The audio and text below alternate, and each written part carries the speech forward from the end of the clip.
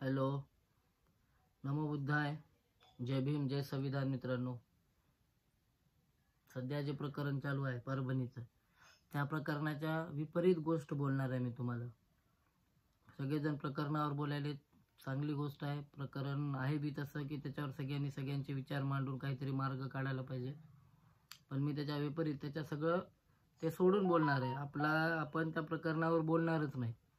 आपण बोलणार आहेत बाळासाहेब आंबेडकरांच्या दहशतीवर. बाळासाहेब आंबेडकरांची या सरकारला किती भीती वाटते याच्यावर आपण बोलणार आहेत. डॉक्टर बाळासाहेब आंबेडकरांनी काही महिन्यापूर्वी किंवा काही दिवसापूर्वीच इलेक्शन पिरियड संपल्याच्या नंतरच बाळासाहेब आंबेडकरांनी काय म्हणले, हा लोकशाहीचा खून झालेला आहे. का? कारण यांनी त्या EVM मशीनमध्ये घोटाळे केलेत. म्हणून सगळ्या वंचित बहुजन आघाडीच्या सगळ्या कार्यकर्त्यांना बाळासाहेब आंबेडकरांनी आदेश दिलेत की तुम्ही बॅलेट पेपर चालू करा, सगळ्यांच्या स्वाक्षऱ्यांची ही मोहीम चालू करा.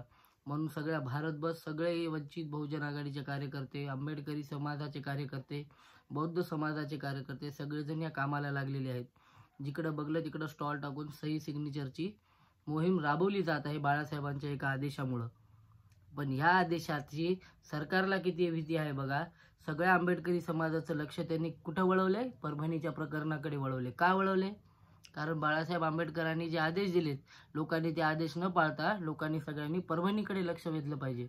का वेधलं पाहिजे? कारण यांना EVM मशीन पाहिजे आणि आम्हाला सामान्य लोकांना EVM मशीन नाही पाहिजे. बॅलेट पेपरवरच झालं पाहिजे मतदान, तरच खरा लोकनेतावरी उभरून येईल. नाही तर असेच येत राहतील, जात राहतील. आम्हाला काय भेटणार सोडून टाकावं. आम्हाला काही पाहिजे नाही.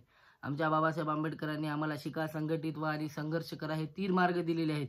आम्हाला राजकारण करायचं नाही.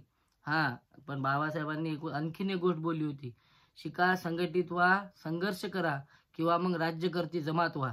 आणि आम्हाला राज्यकर्ती जमात होण्यासाठी रोखणारे हेच लोक आम्हाला राज्यकर्ती जमात होण्यापासून रोखत आहेत. कारण EVM मशीनवर टाका मतदान. अरे ज्या गावामध्ये 300 मतदान नाही, त्या गावामधून तुम्हाला 500, 600, 6000 असे मतदान पडूच कसे शकतात? त्या गावातले लोक काय झोपा काढायलेत का? त्यांनी येऊन म्हणायला पाहिजे आमच्या गावात इतकं मतदानच नाही, आम्हाला मतदान पडायला, तुम्हाला इतकं मतदान पडायले कुठून आमच्या गावामध्ये? काय चालू काय करायले काय सरकार? बरं असू द्या. महत्वाचा विषय, बाळासाहेबांची दहशत या सरकारला किती आहे, बाळासाहेबांची ही भीती ह्या सरकारला किती वाटते हे आहे का तुम्ही? बाळासाहेबांनी म्हणले बॅलेट पेपरची मोहीम चालू करा, सही सिग्नेचरची. बाळासाहेबांनी सही सिग्नेचरची मोहीम चालू केली.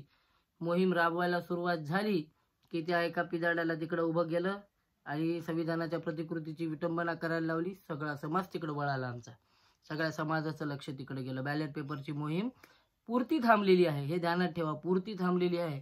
उद्या पुन्हा ती मोहीम चालू होणार. बाळासाहेबांनी टाकलेला शब्द आम्ही पुन्हा पार पाडून दाखवणारच. दुसरी गोष्ट, बाळासाहेबांनी म्हणले तुम्ही जर मंदिर मस्जिद जर खेळत असाल तर मग किती मंदिरांच्या खाली तथागत भगवान गौतम बुद्धांच्या मूर्तीचे अवशेष सापडलेले आहेत. आम्ही हा विषय कोर्टात आणू. बाळासाहेबांनी असा शब्द टाकताच हायकोर्टाने, सुप्रीम कोर्टाने आज निर्णय काय दिलेला आहे, कोणताही मंदिर मस्जिदचा कोणताही खटला गुन्हा दाखल करून घेतला जाणार नाही. का घेतले जाणार नाही? कारण बौद्ध समाज ऍक्टिव्ह व्हायलाय. बौद्ध समाजानं जर उद्या दावे दिले आणि सबूत दिले, सबूत काय, सगळे व्हिडिओ व्हायरल व्हायले इन्स्टा, फेसबुक, व्हॉट्सअपवर प्रत्येक जण आहे. तुम्ही पहा ना, किती मंदिरांच्या खाली किती जागी डॉक्टर तथागत भगवान गौतम बुद्धांच्या तुम्हाला मूर्तीचे अवशेष सापडतील. आम्ही जर जिथं गौतम बुद्धांची मूर्ती भेटली तिथे जर मंदिर विहार बांधायला चालू केले तर मग काय होईल सांगा? माझं म्हणणं फक्त इतकंच आहे की बौद्ध समाजाने त्या काय म्हणतात परभणीचं प्रकरण थोडंसं पुरतं आटोक्त घेत बाळासाहेब आंबेडकरांनी जो आदेश दिलाय त्या आदेशाची अंमलबजावणी करण्याकडे थोडं लक्ष द्या. सही सिग्नेचरची बॅलेट पेपरची ती मोहीम चालू ठेवा. त्या मोहिमेनं खूप मोठा बदल घडून येणार आहे. ती मोहीम चालू ठेवा. सरकारला आपल्यासमोर झुकावंच लागेल. बस इतकंच म्हणतो. जय भीम, जय संविधान.